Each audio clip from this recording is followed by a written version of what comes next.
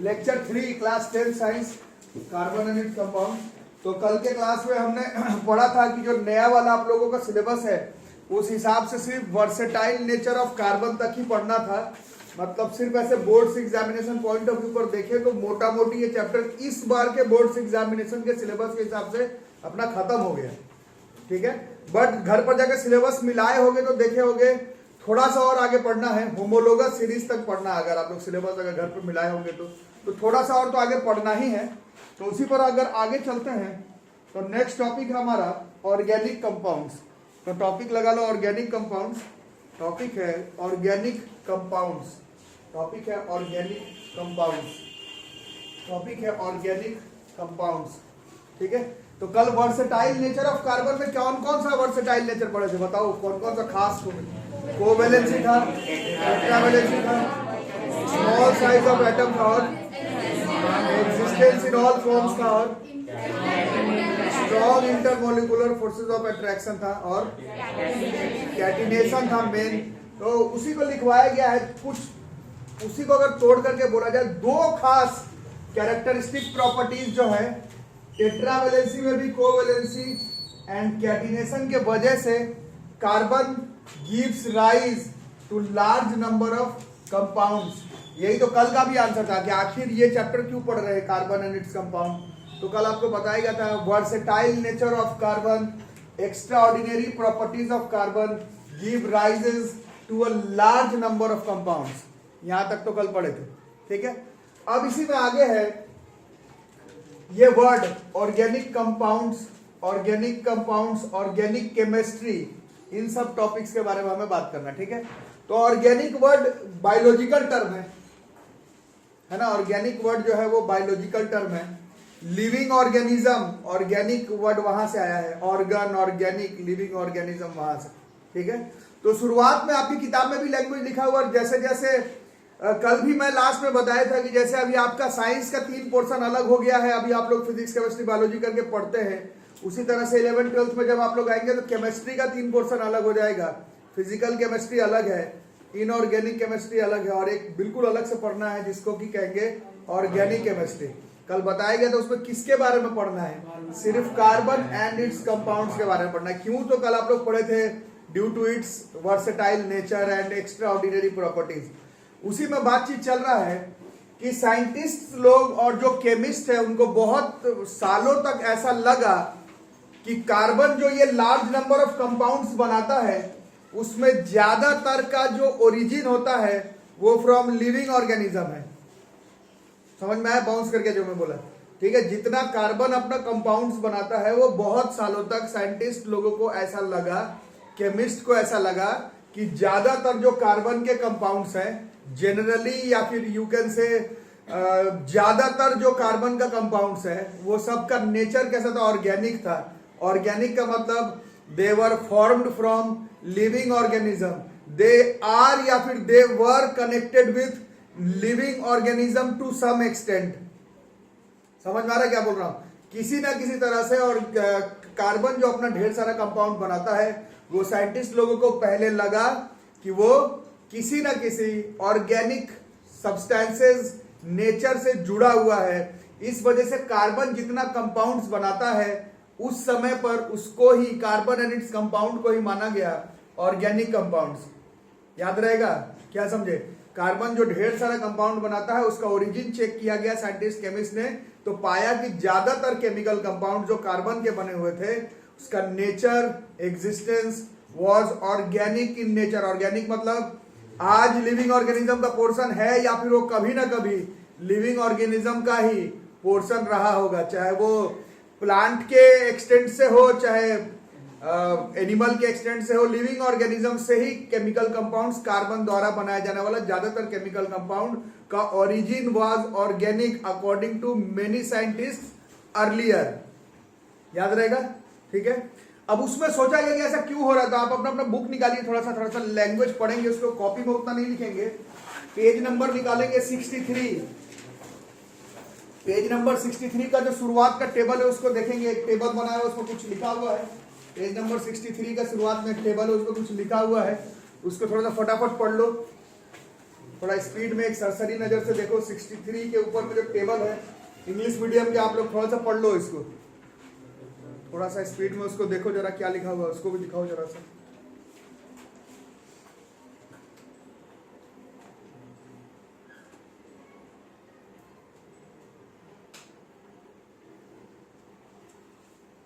कुछ पढ़े स्पीड में, ठीक है, कुछ स्पीड में पढ़ रहे होगे तो मैं भी देखूं। फ्रेडरिक वूलर है नाम, फ्रेडरिक वूलर, वो भी 1828, ठीक है, स्पीड में पढ़ो, जमाई लेना बंद करो miss Monika.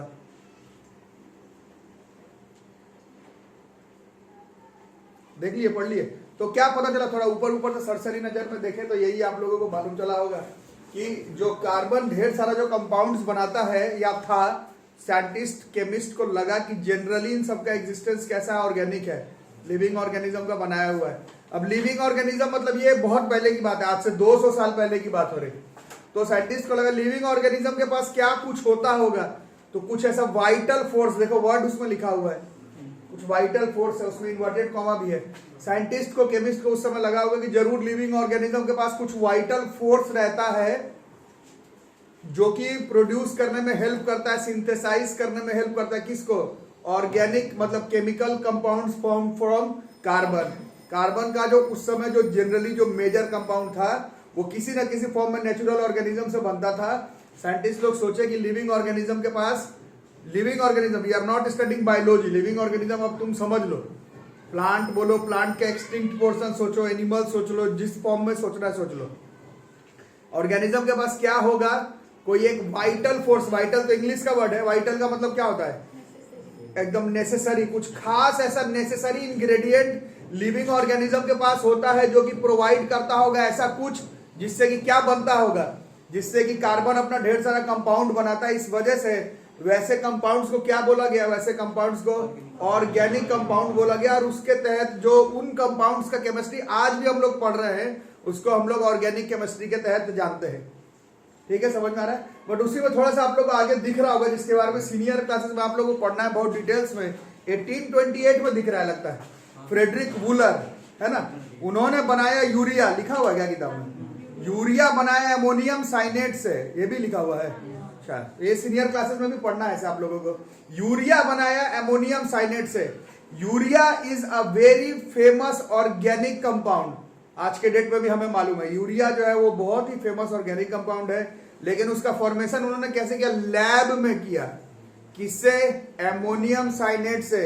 Ammonium cyanate was not, अभी भी नहीं है, ammonium cyanate was not an organic compound. Ammonium cyanate कोई ऑर्गेनिक कंपाउंड नहीं था उस समय के हिसाब से भी, वो एक इनऑर्गेनिक कंपाउंड था। लेबोरेटरी में एमोनियम साइनेट से यूरिया का फॉर्मेशन किया फ्रेडरिक वूलर ने, और इससे ये शो हो गया कि ऐसा कोई जरूरी नहीं है कि ऑर्गेनिक कंपाउंड कहां से निकलना चाहिए, किसी नेचुरली अकरिंग ऑर्गेनिज्म से निकलना चाहिए, ऐसा बात नहीं है।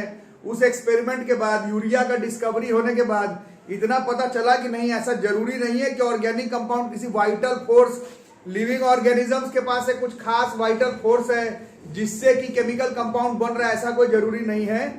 बहुत सारा ऑर्गेनिक कंपाउंड जो है वो इनऑर्गेनिक कंपाउंड से भी केमिकल रिएक्शन के थ्रू भी बनाया जा सकता है। इस वजह से आज से 200 साल पहले का जो ऑर्गेनिक केमिस्ट्री का डेफिनेशन था और अभी का जो ऑर्गेनिक केमिस्ट्री का डेफिनेशन है उसमें थोड़ा सा अंतर है।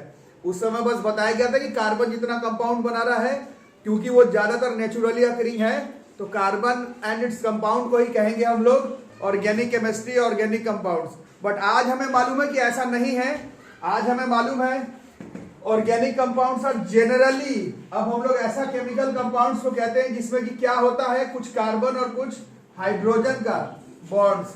इसमें भी साइनाइड का सॉल्ट, कार्बोनेट अनायन सॉल्ट, जैसे कि आप लोग पढ़े कैल्शियम कार्बोनेट, एक फॉर्मूला आप लोग पढ़े, अमोनियम बाइकार्बोनेट, पिछले चैप्टर्स में पढ़ कर रहा है। कैल्शियम कार्बोनेट के बारे में तो 8th क्लास से पढ़ रहे हो, CaCO3 है, कार्बन का बना हुआ है, बट वो ऑर्गेनिक कंपाउंड नहीं है, ठीक है। तो आज के डेट में ऐसा ऑर्गेनिक कंपाउंड का कोई खास डेफिनेशन नहीं है कि लिख लो यही ऑर्गेनिक कंपाउंड का डेफिनेशन है। बट आपको जानना है कि कार्बन और हाइड्रोजन बॉन्ड जिस केमिकल कंपाउंड्स में पाया जाता है उन कंपाउंड को हम लोग ऑर्गेनिक कंपाउंड कहते हैं। उसमें हम लोग कार्बन का ऑक्साइड्स को कंसीडर नहीं करते हैं, साइनाइड का सॉल्ट को कंसीडर नहीं करते हैं, carbonate, hydrogen carbonate, CO2, carbon dioxide, carbon monoxide, ये कार्बन का बना हुआ है लेकिन ऑर्गेनिक कंपाउंड नहीं है। इन सब के बारे में ऑर्गेनिक केमिस्ट्री में आपको पढ़ना है। 10 से शुरू होगा और जब तक साइंस के साथ कनेक्टेड रहोगे तब तक आपको पढ़ना है, याद रहेगा। तो बीच बीच में जो वर्ड आया वाइटल फोर्स, फ्रेडरिक वूलर, वो आपके किताब में है, अंडरलाइन करना है तो कर लो। डेफिनेशन नहीं आएगा एग्जाम में लिखने के लिए व्हाट इज वाइटल फोर्स, लेकिन कोई पूछेगा तो इस तरह से एक्सप्लेन कर देना है ना। क्या पहले के जमाने में ऐसा सोचा जाता था कि कार्बन का कंपाउंड जो है उसका नेचर ऑर्गेनिक है, इस वजह से उसको ऑर्गेनिक कंपाउंड कहते थे। साइंटिस्ट सोचते थे कि जरूर ऑर्गेनिक मतलब लिविंग ऑर्गेनिज्म के पास कोई ऐसा कुछ खास वाइटल कुछ इंग्रेडिएंट है जिससे ये ऑर्गेनिक कंपाउंड्स बनते हैं। बट फ्रेडरिक वूलर ने जब यूरिया का सिंथेसाइज किया अमोनियम साइनेट से, urea is an organic compound, ammonium cyanate was भी नहीं था, इज भी नहीं ऑर्गेनिक कंपाउंड। इसका मतलब है केमिकल रिएक्शन से भी ऑर्गेनिक कंपाउंड्स का फॉर्मेशन कर सकते हैं। ऐसा कोई वाइटल फोर्स लिविंग ऑर्गेनिज्म का जरूरत नहीं है ऑर्गेनिक कंपाउंड को बनाने का। इस वजह से उस समय का ऑर्गेनिक कंपाउंड और अभी का ऑर्गेनिक कंपाउंड में डिफरेंस है। उस समय हर कार्बन के कंपाउंड को ऑर्गेनिक कंपाउंड कहते थे, अब नहीं। अब है कार्बन होना चाहिए, हाइड्रोजन का बॉन्ड होना चाहिए, उसमें भी carbon dioxide, carbon monoxide, bicarbonate, hydrogen carbonate, cyanide salt को ऑर्गेनिक केमिस्ट्री के अंतर्गत हम लोग नहीं कंसीडर करेंगे। और केमिस्ट्री का वो ब्रांच जिसमें carbon and its compound other than इन सब के बारे में जिसके बारे में आपको पढ़ाया जाए, उस ब्रांच ऑफ केमिस्ट्री को हम लोग ऑर्गेनिक केमिस्ट्री कहेंगे। याद रहेगा, लिख लो। तो अब आगे बढ़ते हैं, इसमें किताब आप लोग के पास है। नेक्स्ट टॉपिक है saturated and unsaturated carbon compounds. नाचना नहीं है बस, डोंट डांस।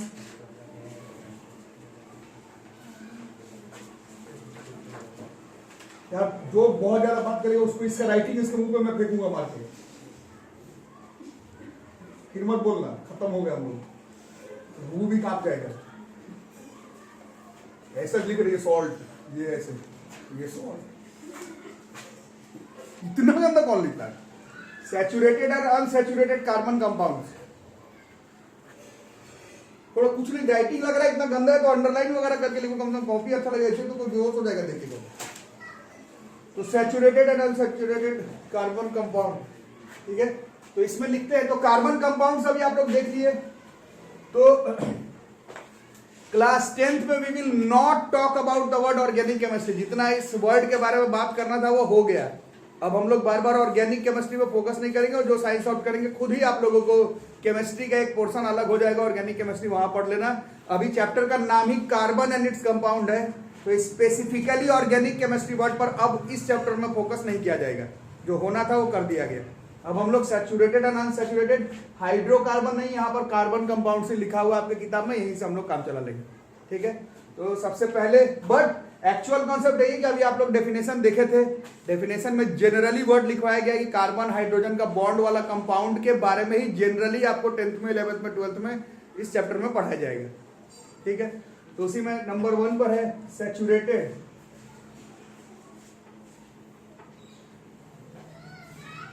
हाइड्रोकार्बन या फिर कार्बन कंपाउंड्स भी लिख सकते हैं, सैचुरेटेड हाइड्रोकार्बन्स।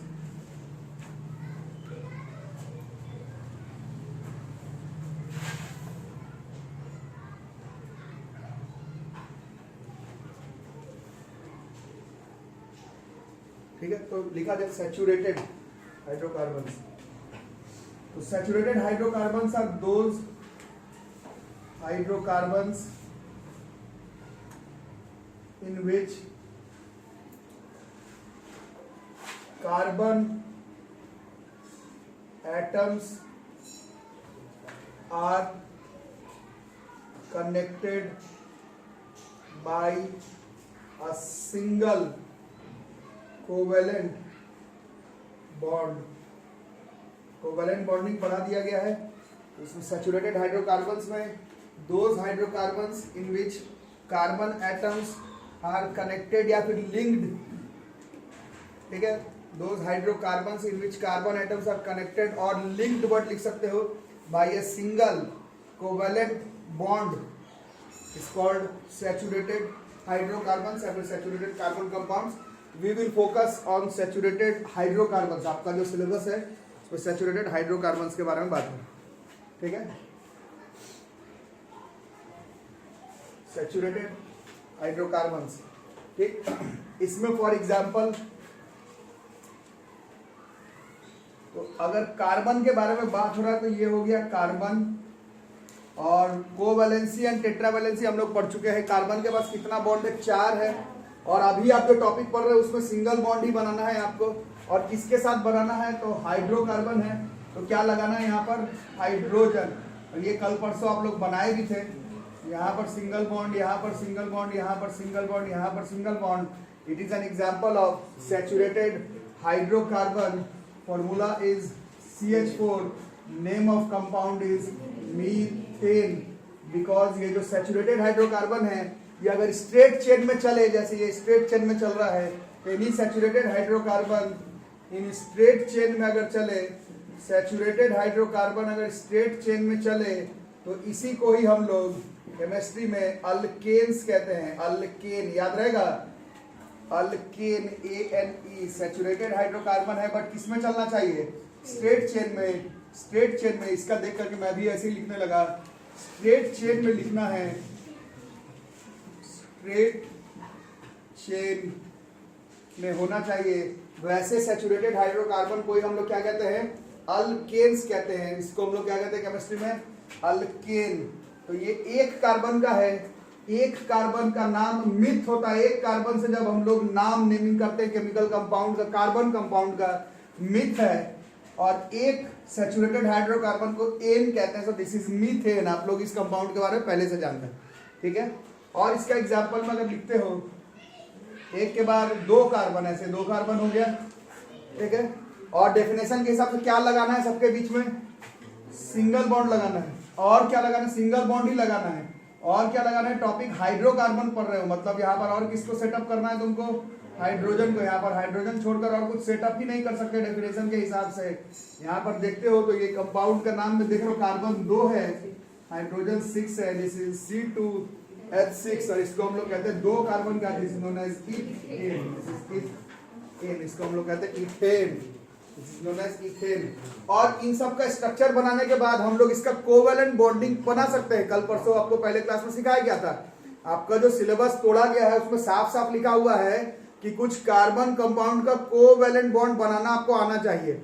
ये समझ लो ना, ये बना लोगे ना, कैसे होगा वही जो पहले क्लास में समझा था। 4 कुछ लोग क्लास भी नहीं किए, सर हिला रहे आ गया। अरे क्लास करो, कोवैलेंट बॉन्ड पहले क्लास में पढ़ा गया तो बहुत इंपॉर्टेंट है। ये कोवैलेंट बॉन्ड का फॉर्मेशन नहीं हुआ, ये तो सिर्फ शो कर रहे हो। कोवैलेंट बॉन्डिंग पहले क्लास में बताया गया था, गोल गोल घुमा के दिखाना पड़ेगा। इसका 4 इलेक्ट्रॉन रखेंगे, 1 2 3 4, इसका 1 2 3 4, यहाँ हाइड्रोजन, यहाँ हाइड्रोजन, यहाँ हाइड्रोजन, इस तरह से। वो तुम्हारा काम रहा, वो आएगा एग्जाम में।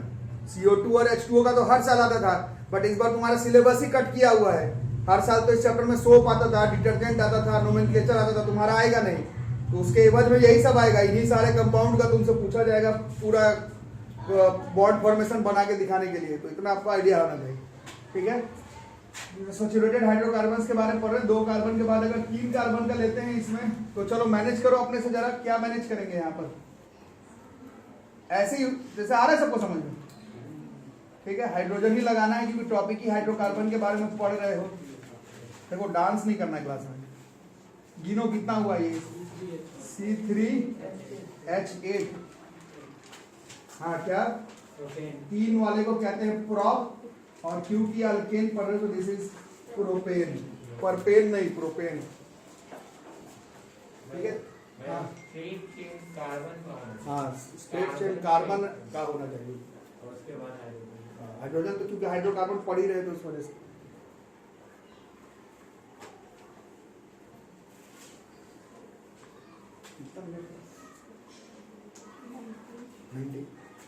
जल्दी जल्दी तब करो, जल्दी जल्दी जरा करो, तो पूरा आ रहा है। एक और बनाओ, खुद से बनाओ फटाफट। यहाँ पर बनाए 4 कार्बन का, बना लोगे लड़का, तुम लोग ठीक हो, बहुत बदमाश है। जिसमें सिंगल बॉन्ड है उसको सैचुरेटेड क्यों बोला? सैचुरेटेड है मतलब ये, और मतलब ये स्टेबल है, आप इसमें किसी भी तरह का एनर्जी डालने पर इसमें कुछ ब्रेकअप कुछ और टूटेगा नहीं, कोई नया तरह का कंपाउंड का फॉर्मेशन नहीं बनेगा इस वजह से। सैचुरेटेड वर्ड हम लोग 9th क्लास में पढ़े थे, वहां पर सॉल्यूशन जो बनाते थे कंसंट्रेटेड सैचुरेटेड, उसमें सैचुरेटेड वर्ड उसी के लिए इस्तेमाल करते थे, वहां पर पहली बार आते हैं। उसमें और सॉल्यूट घुला नहीं पाएंगे वो अपने सैचुरेटेड स्टेट में, तो उसी तरह से ये अपने सबसे स्टेबल फॉर्म में है, ठीक है, इसी वजह से सैचुरेटेड वर्ड यूज किया गया, ठीक है। बाकी गिनो कितना हुआ है, this is but, this is butane, ठीक है, पूरा रहा है, अच्छा नीचे जगह है, ओके, तो आगे नहीं बनाएंगे, है ना। This methane, ethane, propane, butane, इस तरह से दीज आर स्ट्रेट चेन वाला सैचुरेटेड हाइड्रोकार्बन, इसी को ही हम लोग कहते हैं अल्केन, और ये सब कुछ एग्जांपल है। इसमें ब्यूटेन कल परसों आप ही लोग बता रहे थे, ये एक फेमस इंग्रेडिएंट है एलपीजी का, है ना। मीथेन गैस के बारे में छोटे क्लास से पढ़ रहे हो, फेमस केमिकल कंपाउंड है। इथेन प्रोपेन तो शायद देखे या सुने नहीं होंगे, बट ये है, these all are carbon compound, सुने हैं, अच्छी बात है। बट इन दोनों में मीथेन एंड ब्यूटेन केमिस्ट्री के क्लास में they are famous carbon compounds, ठीक है। और ये किस प्रॉपर्टी को फॉलो कर रहा है, कैटिनेशन को फॉलो कर रहा है, ये extra ordinary stability of carbon in form of covalency को शो कर रहा है। तो ये सब खास खूबी है, कार्बन बना सकता है और किसी एलिमेंट के पास इस तरह का बस की बात नहीं है। कल थोड़ा सा बताया गया था कि सिलिकॉन जर्मेनियम भी करता है, बट इस रेंज का नहीं कर सकता। क्यों नहीं कर सकता वो मैं कल पर पढ़ा चुका हूँ, वर्सेटाइल नेचर ऑफ कार्बन, ठीक है। तो इन सब को अगर आप लोग ध्यान से फॉलो कर रहे हैं तो ये सब किसको बिलोंग कर रहा है, ये सब straight chain saturated hydrocarbons alkane के ग्रुप को फॉलो कर रहा है, ठीक है। इन सब को अगर आप देखेंगे तो सब में कितने का डिफरेंस है, एक कार्बन का, और इसमें भी एक कार्बन का, 2 हाइड्रोजन का, इसमें भी एक कार्बन का, 2 हाइड्रोजन का। तो ये सारे जो कंपाउंड्स हैं वो सब एक डेफिनिट सीरीज को फॉलो कर रहा है। इस सीरीज में ये सब जो कंपाउंड आ रहे हैं, इन सारे कंपाउंड में CH2 का मॉलिक्यूलर डिफरेंस है, एक कार्बन का, 2 हाइड्रोजन का। और क्योंकि ये एक ही ग्रुप, एक ही तरह का कंपाउंड है, तो इन सब का मोटा मोटी फिजिकल प्रॉपर्टी, केमिकल प्रॉपर्टी एक जैसा होगा। समझ में आ रही बात। इसी सीरीज को ही हम लोग होमोलोगस सीरीज कहते हैं। वही आपके सिलेबस पर लास्ट टॉपिक है। ऐसा सीरीज, कैसा सीरीज जो एक खास डेफिनिट रूल को फॉलो कर रहा हो। डेफिनिट रूल में भी एक कार्बन का, 2 हाइड्रोजन का अंतर होना चाहिए। बॉन्ड्स का जो अरेंजमेंट है एटम्स का वो एक जैसा होना चाहिए। ऐसा नहीं कि बस CH2 का अंतर है। ये अरेंजमेंट जैसे CH4 बना, फिर C2H6 बन रहा है, मतलब एक कार्बन, 2 हाइड्रोजन, एक कार्बन, 2 हाइड्रोजन, सब सिंगल बॉन्ड के फॉर्म में है। सबका जैसे मैथ आप लोग पढ़ते हैं, जैसे सिमिलर ट्राइंगल, देखने में सारे का स्ट्रक्चर सिमिलर लग रहा है ना। सिमिलर ट्राइंगल और कॉन्ग्रुएंट ट्राइंगल में अंतर आप लोग पढ़े, देखने में सिमिलर, एक कार्बन, 2 हाइड्रोजन का अंतर, एक ही सीरीज को फॉलो कर रहा है, एक जैसा ही केमिकल फिजिकल प्रॉपर्टी शो करेगा। ऐसा जो सीरीज बनेगा कंपाउंड्स का, उस सीरीज को ही हम लोग होमोलोगस सीरीज कहते हैं। याद रहेगा, कोई डाउट? इसका डेफिनेशन हम लोग लिखेंगे होमोलोगस सीरीज का थोड़ा आगे। अभी तो हम लोग होमोलोगस सीरीज पढ़ नहीं रहे थे, अभी तो हम लोग सैचुरेटेड हाइड्रोकार्बन पढ़ रहे थे, बट इसी में ये वर्ड आ चुका आप लोगों का होमोलोगस सीरीज भी, ठीक है। इसमें अगर आप अंतर देख रहे हैं या फिर इसका जनरल फॉर्मूला अगर लिखते हो,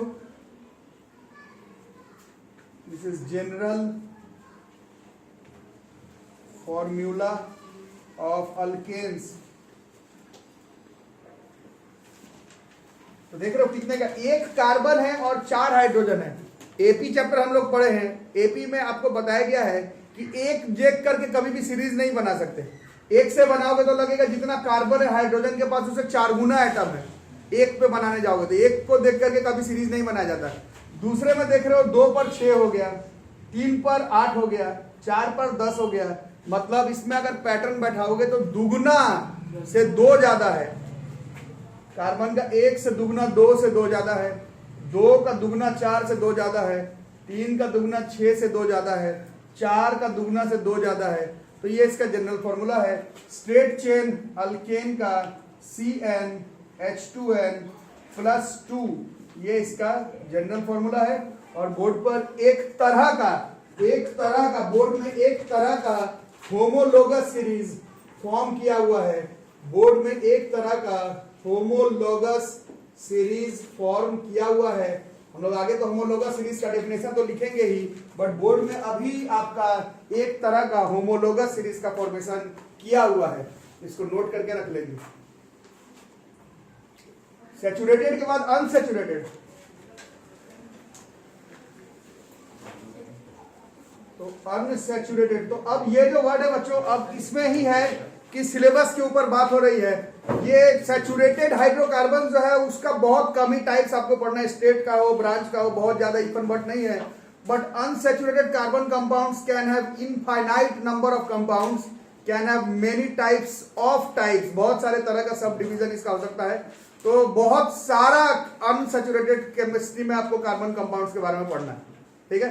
तो ऐसे ही सिर्फ ऊपर ऊपर से अगर डेफिनेशन लिखवाया जाए तो अनसैचुरेटेड कार्बन कंपाउंड्स या फिर हाइड्रोकार्बन्स में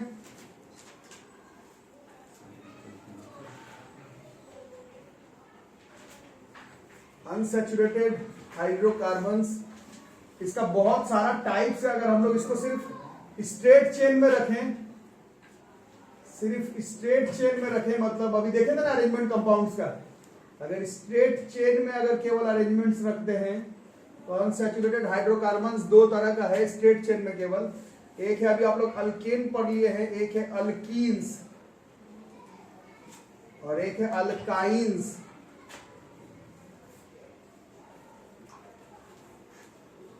टुकटुक कौन कर घोड़ा आ गया क्या क्लास में? वो अभी राइटिंग फेंकता हूं। अल्कीन्स और अल्काइंस, ठीक है। तो ये क्या अनसैचुरेटेड हाइड्रोकार्बन्स के पहले बारे में बात कर लें तो अनसैचुरेटेड हाइड्रोकार्बन स्ट्रेट चेन को नहीं कहते हैं। स्ट्रेट चेन वाला अनसैचुरेटेड हाइड्रोकार्बन को दो फॉर्म में डिवाइड कर रहा है, अल्कीन में और अल्काइन में, और इसमें डेफिनेशन लिखना है तो इस तरह से लिख सकते हैं। Unsaturated hydrocarbons are those hydrocarbons in which carbon atoms are connected या लिंक्ड बाय डबल और ट्रिपल बॉन्ड्स। तो अनसैचुरेटेड हाइड्रोकार्बन्स का तो कोई अंत ही नहीं है, जब तक साइंस पढ़ोगे तब तक अनसैचुरेटेड हाइड्रोकार्बन पढ़ते ही रहना है। बट हम लोग अभी 10th क्लास का सिलेबस का बात करें, अनसैचुरेटेड में भी सिर्फ हाइड्रोकार्बन में भी सिर्फ स्ट्रेट चेन वाले को अगर ब्रांच कर रहे हैं तब वो दो तरह का हो सकता है, अल्कीन और अल्काइंस, ठीक है, याद रहेगा। तो नाम से ही पता चल रहा क्या है, carbon atoms are connected by double और ट्रिपल बॉन्ड, उसको क्या कहेंगे, उसको हम लोग अनसैचुरेटेड हाइड्रोकार्बन्स कहेंगे। वो भी कैसा, भी आप 10th क्लास में पढ़ रहे हैं, वो भी कैसा होना चाहिए, स्ट्रेट चेन में होना चाहिए। तो ये अल्कीन है, ब्रैकेट में फिर से इसका डेफिनेशन नहीं लिखेंगे, जो डबल बॉन्ड वाला है वो अल्कीन है, कार्बन एटम के बीच में ट्रिपल बॉन्ड वाला जो है वो अल्काइन है, बट स्ट्रेट चेन में होना चाहिए। लगाओ वैसे डायग्राम में, फिर से लिखने की जरूरत नहीं पड़ेगा। डांस में इस Monica don't dance in the class, क्या ये तो मेरा स्टाइल है। बट देखो चुपचाप, अल्कीन्स एंड अल्काइंस, तो क्या डेफिनेशन बैठ रहा है, अनसैचुरेटेड हाइड्रोकार्बन्स किसको कहेंगे बताओ। अनसैचुरेटेड हाइड्रोकार्बन्स ऐसे हाइड्रोकार्बन्स को कहेंगे जिसमें कार्बन एटम्स को किससे कनेक्ट कर देंगे हम लोग, डबल या फिर ट्रिपल बॉन्ड से, ठीक है। आपको अभी जो अल्कीन और अल्काइन पढ़ा जा रहा है वो अनसैचुरेटेड हाइड्रोकार्बन्स का सब डिवीजन नहीं है, स्ट्रेट चेन वाला अनसैचुरेटेड हाइड्रोकार्बन का डिवीजन है, अल्कीन के फॉर्म में और अल्काइंस के फॉर्म में, ठीक है। तो अब डेफिनेशन के हिसाब से क्या बात हो रहा है, कार्बन एटम्स, कार्बन कार्बन के बीच में कितना बॉन्ड होना चाहिए, डबल बॉन्ड होना चाहिए, ठीक है। तो जैसे अगर एक ही अगर कार्बन रखते हो तो डबल बॉन्ड लगाओगे किसके साथ, ठीक है, समझना। जैसे अल्केन बनाए थे एक कार्बन का, मीथेन नाम था, उसमें एक कार्बन था, सिंगल बॉन्ड वो किसके साथ बनाया था, वो हाइड्रोजन के साथ। अब डेफिनेशन ही है तुमको कितना बॉन्ड बनाना है, 2। तुम्हारे पास ऑप्शन है, या तो तुम कार्बन के साथ बनाओ या फिर हाइड्रोजन के साथ। हाइड्रोजन डबल बॉन्ड बना ही नहीं सकता, हाइड्रोजन के पास एक ही इलेक्ट्रॉन है शेयर करने के लिए। इसका क्लियर कट मतलब है क्या, एक कार्बन एटम का अल्कीन जो है वो हम लोग नहीं बना सकते, एक कार्बन एटम का अल्कीन नहीं बनेगा। Alkyne can not be form from single carbon atom, याद रहेगा। कम से कम कितना का जरूरत पड़ेगा, 2 का। ये 2 लगा दिए, डबल बॉन्ड लगाना है, वैलेंसी कितना कार्बन का, 4, 2 गया, कितना बाकी है, 2 बाकी है। अब ये कार्बन गया, 2 गया, कितना बाकी है? इसका भी 2 बाकी है, क्योंकि तुम स्पेसिफिकली हाइड्रोकार्बन पढ़ रहे हो। तो जो सिंगल बॉन्ड वाला जगह बचा वो फिलहाल अभी तुमको हाइड्रोजन से ही मैनेज करना पड़ेगा, क्योंकि तुम टॉपिक ही हाइड्रोकार्बन के बारे में पढ़ रहे हो। तुम्हारे पास ऑप्शन ही नहीं है, तुमको यहाँ पर किसको मैनेज करना है? हाइड्रोजन को ही मैनेज करना है। यही तुम्हारा सबसे छोटा अल्कीन है, ठीक है। 2 कार्बन वाले का क्या नाम याद किए थे? अभी 2 का नाम इथ याद किए थे, इथ। और अब अल्कीन पढ़ रहे हैं, पहले तो इसको गिनेंगे, फॉर्मूला बैठेगा C2H4 बन रहा है, देख रहे हो गिनने पर, ठीक है। और 2 कार्बन का नाम था इथ, इसका नाम होगा इथीन, जैसे अल्कीन का इथीन, ENE, अल्केन में ENE था और अल्कीन में ENE। अरे याद रह रहा है क्या? ठीक है, तो 2 कार्बन का हो गया, तो इसके बाद कितने कार्बन का बनाओगे? 3 कार्बन का। तो देख लो पहले, उसके बाद बनाना। ये 3 कार्बन हो गया, ठीक है। क्या लगाना है आपको? कार्बन कार्बन के बीच में डबल बॉन्ड लगाना। अब यहाँ पर सुनना थोड़ा सा, अच्छा साइंस का स्टूडेंट इसको समझेगा। डबल बॉन्ड लगाना है। अब डेफिनेशन में ऐसा कहीं नहीं कह रहा है कि डबल बॉन्ड हमको एक बार लगाना है कि दोनों बार लगा सकते हैं। डेफिनेशन में यहाँ नहीं कह रहा, डेफिनेशन कह रहा है कार्बन कार्बन के बीच में कितना बॉन्ड होना चाहिए? Double bond. अब ये कार्बन कार्बन कार्बन कार्बन दोनों के बीच में डबल बॉन्ड हो, उसके बारे में डेफिनेशन से कोई लेना देना नहीं। इसका क्या मतलब हुआ कि हम लोग इधर भी डबल बॉन्ड लगा सकते हैं, इधर भी डबल बॉन्ड लगा सकते हैं, दोनों में डबल बॉन्ड लगा सकते हैं। आ रहा है समझ में कि नहीं आ रहा समझ में? ठीक है, ये डेफिनेशन में नहीं, डेफिनेशन है अल्कीन में कार्बन एटम्स के बीच में डबल बॉन्ड होना चाहिए। कितना डबल बॉन्ड इसका डेफिनेशन नहीं है। तो यहाँ पर अब क्लास डिपेंडेंट बात हो गई। 10th में जो आपको जितना भी एग्जाम्पल पढ़ना है उसमें ये जो डबल बॉन्ड आपको लगाना है वो केवल आपको एक ही बार लगाना है। ऐसा किताब में कहीं लिखा हुआ नहीं है, बट जो आपका सिलेबस फ्रेम किया गया है, जैसे कि अभी आपको फ्रेंड बताए, आप लोग भी समझ में आ रहा होगा, कहीं लिखा हुआ नहीं है कि डबल बॉन्ड एक ही बार लगाना है, बट सिलेबस में आपका जो एग्जाम्पल्स आपके किताब में दिया हुआ है उसमें आपको डबल बॉन्ड का इस्तेमाल, घड़ी देखना बंद करो बार बार, कंसंट्रेशन टूटता है। बड़ा इंटरेस्टिंग टॉपिक है, दिक्कत होगा बाद में। क्या आप बता रहे थे? बोलिए। डबल बॉन्ड जो है वो कहीं डेफिनेशन में नहीं कह रहा है कि एक ही बार लगाना है, तुम 2 बार लगाओ, 4 बार लगाओ, बट आपका जो सिलेबस है, जितना आपकी किताब में एग्जाम्पल दो, किताब मतलब I am not talking about NCERT, आप जो भी 10th क्लास लेवल पर किताब पढ़ेंगे सब में आपको सिर्फ एक ही बार डबल बॉन्ड का इस्तेमाल करना है, 2 बार आप नहीं करेंगे। ठीक है, तो हमको एक ही बार करना है सिलेबस के हिसाब से, बाकी एक बार अगर करते हैं तो यहाँ पर कर लिए। ठीक है, कार्बन का वैलेंसी 2 गया, कितना बचा? अब इस कार्बन का 2 गया। अब यहाँ डबल बॉन्ड लगाने के लिए लगा सकते हैं, बट आपका जो एग्जांपल दिया हुआ है किताब में उसमें आपको एक ही बार डबल बॉन्ड का यूज करना है। तो यहाँ पर आपको सिंगल बॉन्ड ही लगाना है। नारा समझ? अब कितना गया? इस कार्बन का कितना वैलेंसी पूरा हुआ? कितना बचा? इस कार्बन का 1 गया, 3 बचा। क्योंकि आप हाइड्रोकार्बन पढ़ रहे हो तो तुम्हारे पास ज्यादा ऑप्शन नहीं है, तुमको यहाँ पर हाइड्रोजन ही सेटअप करना पड़ेगा। और अब तुम इस कंपाउंड का नाम गिनोगे तो इसमें कार्बन तो 3 है और हाइड्रोजन कितना है? 6 हो जा रहा है। दिस इज C3H6, याद रहेगा। और 3 का भी आप ही लोग नाम बता, थोड़ी देर पहले प्रॉप बता रहे थे, दिस इज प्रॉप, और डबल बॉन्ड है, this is in, this is propene, याद रहेगा। डाउट? एक और बना लेते हैं जल्दी से। क्या? 3 कार्बन एटम तो हो गया 4। अभी रूल के हिसाब से अभी बात हो रहा था, तुमको जितने बार डबल बॉन्ड लगाना है लगा सकते हो, बट जो आपका सिलेबस कह रहा है वो कह रहा है तुमको एक ही बार लगाने का। एक बार लगाओ, स्टार्टिंग से लगा दिया, यहाँ ऐसे पीछे से लगा लो अब। ठीक है, बात बराबर ही पड़ेगा। बताओ, 2 गया, ऐसे 2, बाकी में तुमको सिंगल बॉन्ड ही सेटअप करना है। लगाओ तो ये हो गया, ये हो गया, ये हो गया, ये हो गया, ये हो गया, इसका 3 गया, 1 2 3 4। अरे समझ? गिनो तो 1 2 3 4 5 6 7, क्या कर गया? 1 2 3 4 8 को ना, 3 2 5 6 7 8 है ना। तो गिनोगे तो दिस विल बी C4H8। और नाम आप लोग बता रहे थे 4 का, ब्यूट बता रहे थे, दिस इज ब्यूट, और ईन, ब्यूटेन नहीं नाम, दिस इज ब्यूटीन, याद रहेगा। तो डाउट किसी को? Even has any doubt? बाकी इसका जनरल देखो, जनरली क्या दिख रहा है? 2 का 4, 3 का 6, 4 का 8, तो ये दुगना दिख रहा है नहीं। तो इसका जनरल फॉर्मूला क्या बन रहा है? जनरल फॉर्मूला जो है बॉस उसका CnH2n बन रहा है। अरे समझ में, CnH2n। और क्या देख रहे हो, हर कार्बन मतलब अगले वाले के पास कितने कितने कार्बन का अंतर है, एक कार्बन का और दो हाइड्रोजन का, और एक ही सीरीज पर लाई कर रहा है, और स्ट्रक्चर देखने में एक जैसा ही लग रहा है, और इन सबका केमिकल फिजिकल प्रॉपर्टी मोटा मोटी एक जैसा ही होगा। तो फिर से जो बोर्ड में एग्जांपल लिखा हुआ है वो फिर एग्जांपल है किसका, वो दोबारा से होमोलोगस सीरीज का एग्जांपल है। ठीक है, 3 कार्बन वाला करके बताओ, अनसैचुरेटेड में 3 कार्बन बताओ। तो अभी आप लोग खुद बता रहे थे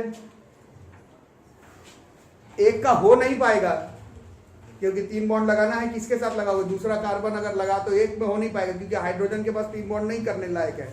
तो इसके भी क्या मतलब होगा, मिनिमम इसमें भी कितना कार्बन चाहिए होगा, ये 3 बॉन्ड है, कितना बचा, इसके पास 3 का कितना बचा, इससे ज्यादा हो नहीं पाएगा। गिनोगे दिस विल बी C2H2, ये आ रहा है उधर C2H2, और ये भी 2 कार्बन का, इसका नाम विल बी इथ के आगे अब आइन है YNE, this will be ethyne, ETHYNE, ethyne. याद रहेगा, याद रहेगा। तो अगला बताओ फिर, 2 कार्बन का हो गया तो 3 कार्बन का बताओ। अभी रूल के हिसाब से वो triple bond, double bond, single bond जो लगाना लगा सकते हो, लेकिन जो आपका सिलेबस कह रहा है उसमें बता रहा है सिंगल बॉन्ड ही, मतलब एक ही बार ट्रिपल बॉन्ड लगाओगे, स्ट्रेट चेन ही पड़ी रहे तो एक ही बार लगाओ, 10 बार नहीं लगाने का। अच्छा, ट्रिपल बॉन्ड लगा लिए तो कितना गया, 3 गया, 1 इसके पास, अब सिंगल बॉन्ड इसके पास, ऐसे इसका तो हो गया ना पूरा। अब गिनो कितना हो रहा है, तो C3H4 है, और 3 कार्बन का नाम अभी आप लोग बता सकते, प्रोपाइन, और एक 4 कार्बन वाला बना लो, 1 2 3 4। तो अब इधर लगा लो ट्रिपल बॉन्ड, बाकी में सिंगल ही लगाना। इसका हो गया ना सब।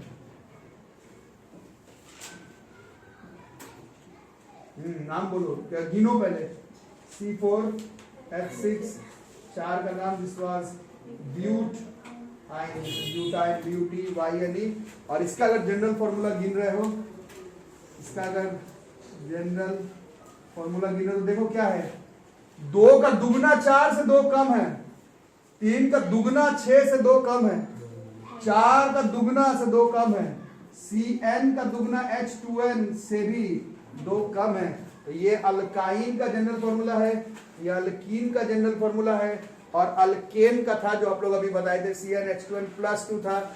और सैचुरेटेड में सिंगल बॉन्ड वाले को कहते हैं अल्केन। अभी आप ही लोग कुछ पूछे थे सैचुरेटेड का मीनिंग तो वैसा नहीं है, बट सैचुरेटेड कंपाउंड्स का मीनिंग अभी इस चैप्टर के हिसाब से ये कर सकेंगे कि कार्बन उसमें अपने कंपाउंड में मोस्ट स्टेबल फॉर्म में है। स्टेबिलिटी अल्केन का बाकी अल्कीन अल्काइन से ज्यादा होता है, इस वजह से उसको सैचुरेटेड हाइड्रोकार्बन्स बोलते हैं।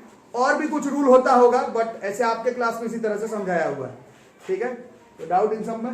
और हाँ, ये तो देख ही रहो, इसमें भी कितने का अंतर पड़ रहा है, इसमें भी 1 carbon 2 hydrogen, 1 carbon 2 hydrogen, 1 carbon 2 hydrogen, एक ही सीरीज को फॉलो कर रहा है, एक ही जैसा स्ट्रक्चर है, एक ही जैसा फिजिकल केमिकल प्रॉपर्टी होता है। ठीक है, तो ये भी जो है वो एक तरह का एक तरह का नहीं, is an example of homologous series. तो होमोलोगस सीरीज भी पढ़ रहे हैं हम लोग, और हाइड्रोकार्बन्स, सैचुरेटेड अनसैचुरेटेड हाइड्रोकार्बन्स वो भी पढ़ रहे हैं। ठीक है, फटाफट लिख लो। तो इतना पढ़ने के बाद एक हल्का सा नोट बना करके लिख लो, इसी में से ही ये जो कंपाउंड यहाँ पर लिखे हो C2H2 यहाँ पर है ना, ये वाला C2H2 था ना ये। ठीक है, इसका नाम क्या देख रहे हो आप लोग, केमिकल नाम जो है इथाइन। ठीक है, ये वाला लिख लियो क्या इधर, नहीं लिखे हो, सारा ही लिख लियोगे। ये वाला जो है C2H2, इसको नोट बना के अलग से लिख लेना। ठीक है, अच्छा क्या मैं थोड़ा सा लिखवा रहा हूँ, उसको थोड़ा सा डिस्कस कर दूं, उसके बाद बातचीत करेंगे। तो जैसे आप लोग बहुत सारा प्लेयर्स लोगों का नाम, क्रिकेट प्लेयर्स, क्रिकेट वगैरह आप लोग देखते हैं, बहुत सारा क्रिकेट प्लेयर्स, या फिर आप लोग अपना ही नाम वगैरह ऐसे बहुत लोग देखते होंगे। जो आप लोगों का जो आपका नाम है, ठीक है, और आपका जो घर का नाम है, ठीक है, घर का नाम मतलब जो आपका घरेलू नाम जिसको कि आप लोग बोलते हैं, ठीक है, वो क्या है, जैसे तुम लोग के नाम से उतना डिपेंडेंट नहीं है। बड़ा क्रिकेट प्लेयर या फिर बड़ा प्लेयर्स के बारे में अगर बातचीत करेंगे तो बहुत सारा प्लेयर है, सबका आपको घर का जो नेम होता है उसका कॉमन नेम वो मालूम है क्या सबका, नहीं होता, बट जो कुछ फेमस क्रिकेटर्स है, फेमस स्पोर्ट्स पर्सन है, उन सबका घर का नाम भी बहुत लोगों को मालूम रहता है ना। जैसे धोनी को माही बोलते हैं और क्या विराट कोहली को चीकू, ऐसा कुछ है लगता है ना कुछ। अब केदार जाधव का घर का नाम पता है क्या किसी को? तुम लोग में नहीं पता होगा, है ना। उसका अशोक डिंडा का घर का नाम नहीं पता होगा। तो बोलने का मतलब यह है कि there are infinite chemical compounds, infinite carbon compounds, infinite organic compounds, but in these infinite carbon compounds there are few carbon compounds that are very famous। अब फेमस मेरे तुम्हारे बोलने से नहीं है, फेमस है कि उसका एप्लीकेशन ज्यादा है, बार बार आता है 10th में, 11th में, 12th में। तो कुछ ऑर्गेनिक कंपाउंड्स ऐसा है जिनका ये नाम तो तुम बना ही रहे हो, उनका आपको जनरल नेम भी याद करना पड़ेगा, कॉमन नेम। समझ में आया कि बाउंस कर गया अभी जो मैं बोला? ठीक है, क्या समझ में आया? कुछ केमिकल कंपाउंड भी छोड़ो, कुछ ऑर्गेनिक कंपाउंड्स का आपको कॉमन नेम भी याद करना पड़ेगा। अब वो कुछ कैसे डिसाइड होगा? ऐसे डिसाइड हो सकता है कि आप मेरे पास पढ़ रहे हो तो जितना मैं लिखवाऊं कॉमन नेम अलग से आपको वो याद करना पड़ेगा। बाकी those who are good in studies, आप अपने से कुछ और केमिकल कंपाउंड का भी कॉमन नेम याद कर सकते हैं। बट आप क्योंकि मेरे से पढ़ रहे हो तो एटलीस्ट जिसका मैं लिखवाऊंगा वो तो तुमको याद ही करना पड़ेगा। कॉमन नेम याद ही करना पड़ता है, कॉमन नेम में कोई साइंस इन्वॉल्व नहीं होता। ठीक है, समझ में आ रहा है? तो अभी आज के क्लास में ये जो C2H2 है, इसका नाम तो केमिकल नेम तो हम लोग देखे इथाइन है ना। इसका कॉमन नेम जो है वो भी बड़ा फेमस है। Common name of C2H2 is acetylene है, ये आपको याद करना पड़ेगा। अब इसमें कई बच्चे मेरे से पूछते हैं कौन कौन सा का याद करना। सिंपल हिसाब है, जो मैं लिखवा रहा हूं वो तुमको याद करना पड़ेगा अगर तुम मेरे से पढ़ रहे हो तो। कुछ फेमस केमिकल कंपाउंड्स का कॉमन नेम हमें इस चैप्टर में याद करना है। मैं जितना फेमस केमिकल कंपाउंड है, ऑर्गेनिक कंपाउंड है, दुनिया का सारा केमिकल कंपाउंड इस चैप्टर में तो नहीं, बट जो फेमस कार्बन कंपाउंड्स है, ऑर्गेनिक कंपाउंड, उसका कॉमन नेम मैं साइड में लिखवा के रखूंगा, वो तुमको याद करना ही पड़ेगा, कंपलसरी होगा। ठीक है, तो अगले क्लास में मिलते हैं हम लोग, तब तक के लिए थैंक यू।